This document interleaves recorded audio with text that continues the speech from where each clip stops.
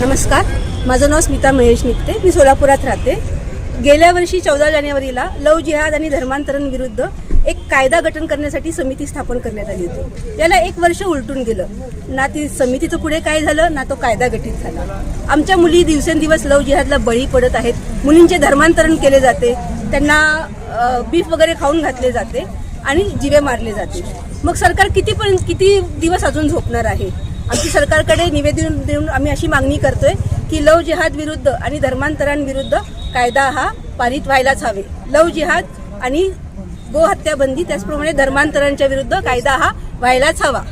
सर्व महिलांच्या वतीने मी माननीय सरकारला विनंती करते की यावर लवकरात लवकर ॲक्शन घेऊन कायदा बनवण्यात यावा. सोलापूर शहरातील गीता मंदिर देवस्थान ट्रस्टच्या वतीने भगवान श्रीकृष्ण मूर्ती प्रतिष्ठापनेच्या 25व्या रौप्य महोत्सवी वर्षानिमित्त भव्य धार्मिक कार्यक्रमाचे आयोजन करण्यात आले आहे. या निमित्ताने श्रीमद भागवत कथा ज्ञान यज्ञाचे आयोजन करण्यात आले असून हा कार्यक्रम शुक्रवार दिनांक 20 फेब्रुवारी 2026 ते गुरुवार दिनांक 26 फेब्रुवारी 2026 या कालावधीत संपन्न होणार आहे.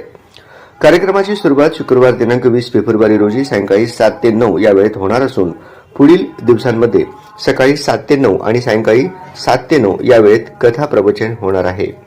या श्रीमद भागवत कथेसाठी पूज्य श्री श्री श्री माता शिवानंद सरस्वतीजी, श्री शिवचैतन्य माताजी या तेलुगू भाषेतील प्रवचन देणार आहेत.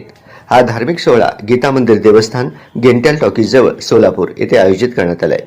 भाविकांनी मोठ्या संख्येने उपस्थित राहावे असे आवाहन देवस्थान ट्रस्टच्या वतीने करण्यात आले आहे.